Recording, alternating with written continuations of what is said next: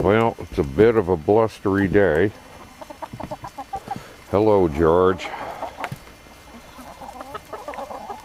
Remnants of Nate.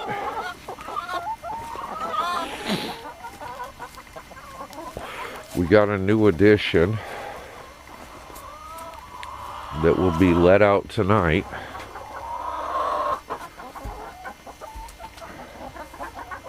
It's a Wyona rooster.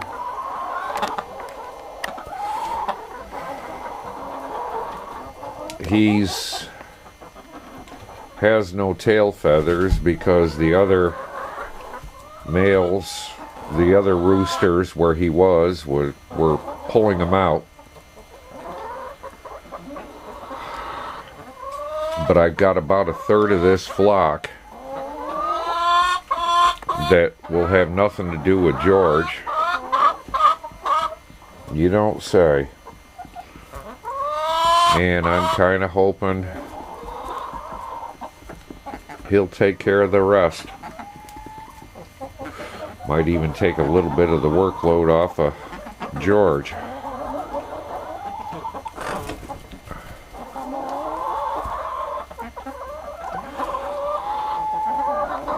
We shall see.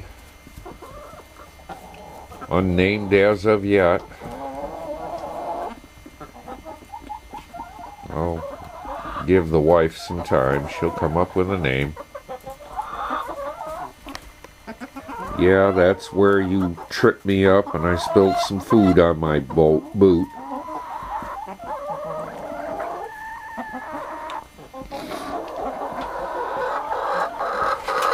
Nothing goes to waste around here. Well,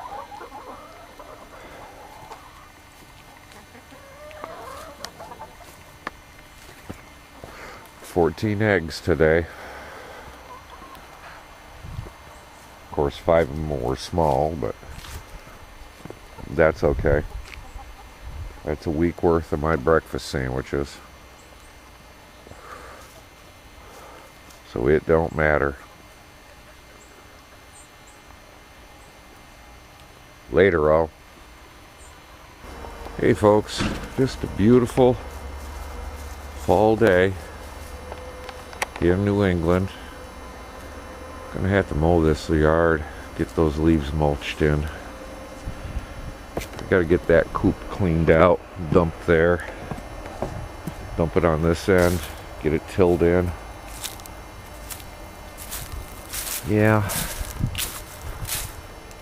it'll be a busy weekend. I'm gonna try to get a little close-up of, I call them tails.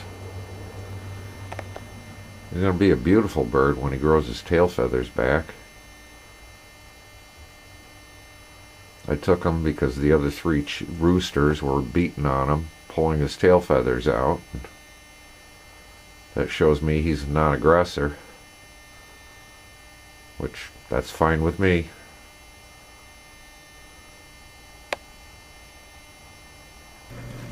So I added some diced up ham. As I said, add as much or as little as you like. I've added between a cup and 2 cups of milk. And again, it's just however much you're making. I had a little more water in there than what I normally do, but it'll be fine. I'm going to add probably a teaspoon of parsley. I'm going to add a little bit more garlic just because the milk tends to be a little on the bland side, so we'll give it a little more flavor.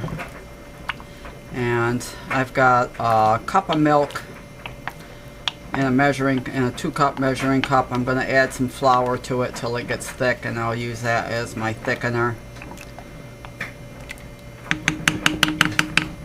And I'm just waiting for that to get back up to temp again.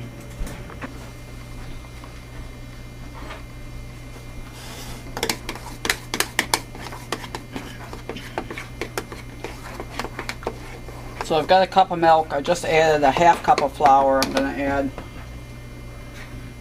probably another 1/4 cup more here so we get a thick mixture to thicken it with.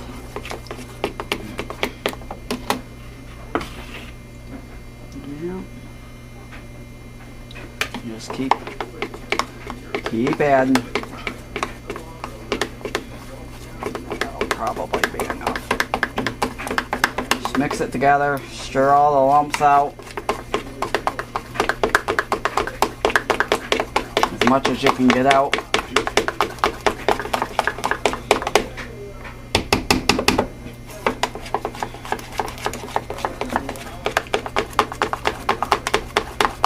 And I think I'm going to add just a little bit more flour. So I've probably got about close to a cup of flour in there anyway.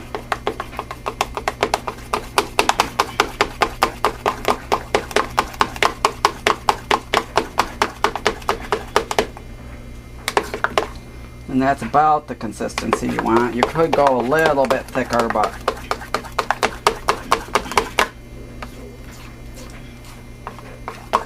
just trying to get most of the lumps out. It's not homemade if it doesn't have lumps. Okay. Now we'll thicken our stuff. I'm adding a little bit of celery salt. Not even a teaspoon. Again, just a little more flavor. You can use whatever spices or whatever you like. I've added dill to this as well in the past. It's almost hot enough to add our thickening. And once it's back up to a simmer, I'm just going to kind of slowly, I'm not going to add it all. I'll stir it and I'm sloshing it everywhere as always. I like to add a little bit at a time so as not to over thicken. And you just have to kind of trial and error, cook it for a little bit, see if it's as thick as you like. If not, add some more.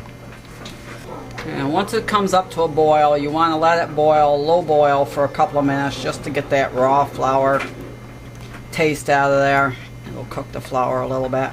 That's plenty thick. If you get it too thick, you can thin it. I used probably a little over half of my mixture here. But taste for seasonings and it's ready to go.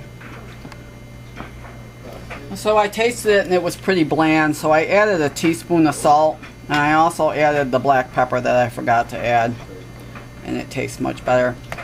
This will thicken as it sits, so you may want to not quite thicken as much as you think you need and let it sit for a couple minutes, because the juice from the potatoes will break down, and it will help to thicken it some too. And it is even thicker the next day, so if you have leftovers and go to reheat it, you'll probably have to thin it down. And folks, really down to earth. Peace out.